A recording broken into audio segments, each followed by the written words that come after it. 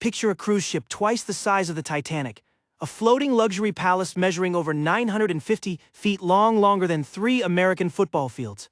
On board, more than 4,200 people, enjoying a quiet dinner on a calm January night. It was supposed to be a dream vacation.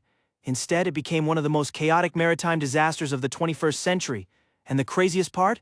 It wasn't caused by a rogue wave, a mechanical failure, or a sudden storm. It was caused entirely by ego. On January 13, 2012, Captain Francesco Schettino decided to perform what Italians call an incino, a salute. It's a showboating maneuver where a massive ship sails incredibly close to the shore, lights blazing and sirens blaring, just to impress the locals on land. But on this night, the salute went horribly wrong.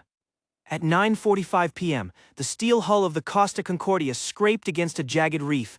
The impact ripped a massive 230-foot gash along the ship's side, nearly a quarter of its entire length.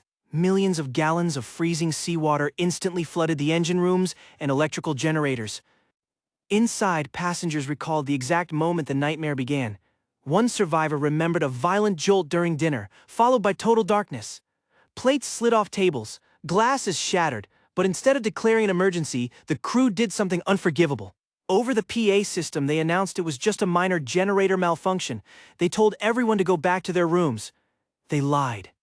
For over an hour, as the ship took on water and began to tilt dangerously, no evacuation order was given. By the time the captain finally ordered everyone off, the ship was listing so heavily that half the lifeboats couldn't even be deployed. What followed was absolute chaos. Families were separated in pitch black, tilted corridors. In desperation, passengers began jumping into the freezing 40-degree water, trying to swim to the shore. 32 people lost their lives that night. But while passengers were fighting for survival, the captain was already safe. Captain Schettino didn't go down with the ship. In fact, he was one of the first to escape on a lifeboat, leaving thousands of his passengers behind. When the Italian Coast Guard realized the captain had abandoned his post, Officer Gregorio De Falco called him. The recorded call went viral worldwide, and one phrase became an instant symbol of national outrage. "Get back on board, damn it." Schettino never went back. He was later sentenced to 16 years in prison for manslaughter and abandoning ship. But as the captain went to jail, Italy was left with a monument to human error resting right on its coastline. A ruined, 126,000-ton steel giant lying on its side. And that's when the real nightmare for engineers began. For the residents of Giglio, the wreck wasn't just an eyesore, it was an active ecological bomb. The island sits in the heart of the Pelagos Sanctuary, one of the most heavily protected marine habitats in Europe, home to dolphins, whales, and coral reefs. And here was the problem. The Concordia wasn't resting on a flat, stable seabed. It was balanced on 2 tiny underwater rock teeth, sitting on the edge of a massive underwater cliff. The ship was listing at a steep 70-degree angle. If the wreck slipped even a few feet, it would slide down into a 130-foot abyss, sinking completely and breaking apart. Inside the hull sat over 600,000 gallons of heavy fuel oil. If the ship slid and broke, that oil would coat the pristine waters of the sanctuary, destroying the local ecosystem and the island's tourism-driven economy forever. The Italian government issued a strict ultimatum. The ship had to be removed in one single piece. No one in human history had ever tried to salvage a ship of this size. Cutting it up was too dangerous. It would release the toxic chemicals and oil. But lifting it whole seemed physically impossible. There was no plan B. To solve the impossible, they hired this man, Nick Sloane, a rugged South African salvage master with 40 years of experience dealing with shipwrecks in war zones and sinking oil rigs. When asked why he took a job that most experts said was a guaranteed failure, Sloane gave a chilling response. "If something goes wrong, I'm the one who can be sacrificed." Sloane packed his bags and moved to Giglio for 20 months, embarking on the most expensive, high-stakes salvage operation in maritime history. Before Sloane could even think about moving the ship, he had to neutralize the ticking ecological time bomb. The 600,000 gallons of toxic heavy fuel oil. But at underwater temperatures, this oil wasn't liquid. It was thick and sticky, with the consistency of cold molasses. To get it out, divers had to use a highly dangerous technique called hot tapping. First, they drilled a valve into the top of each of the 17 fuel tanks, and another valve at the bottom. They pumped pressurized hot water into the bottom valve to heat and liquefy the thick oil. As the oil warmed up, it floated to the top, where it was safely sucked out through the upper valve. To keep the ship from shifting, they replaced the extracted oil with seawater pound for pound. It took 45 days of grueling, zero-visibility underwater work, but they successfully removed every single drop of oil without spilling a gram into the sea. With the oil gone, Sloane faced his next massive hurdle. To roll the ship upright, it needed a solid, flat surface to stand on. But remember, it was resting on the edge of a jagged cliff. Sloane's team had to build a massive, artificial steel platform underwater, essentially constructing a new seabed. To anchor this platform, they had to drill directly into the solid granite of the underwater mountain. We are talking about drilling holes 6.5 feet wide, 40 feet deep, at a precise 45-degree angle.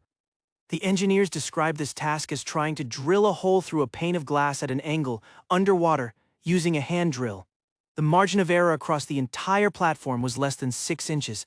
If a single drill slipped, the platform wouldn't align and the entire structure would collapse under the ship's immense weight. By September 2013, the platform was ready. Now came the moment of truth, parbuckling, the process of rotating the ship back to a vertical position. They welded giant hollow steel boxes called spunsons to the exposed side of the ship. These boxes would act as counterweights.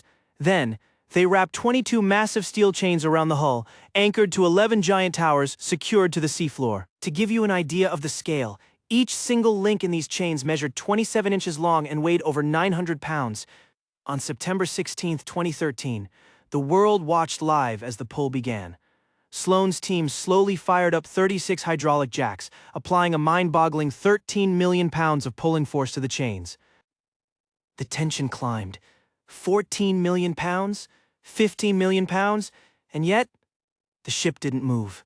The ship was fused to the rock reef. If they pulled too hard, the steel hull would rip apart, sending the ship plunging down the cliff. For hours, the entire operation hung in a terrifying balance between success and total catastrophe.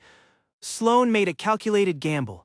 He ordered the jacks to push just a fraction more, slowly increasing the force. Suddenly, a deep metal groan echoed through the water. The ship broke free. It rotated just 3 degrees. But those 3 degrees proved the physics worked. From that point on, gravity became their ally. Engineers began slowly flooding the giant steel spunsons on the high side of the ship with seawater.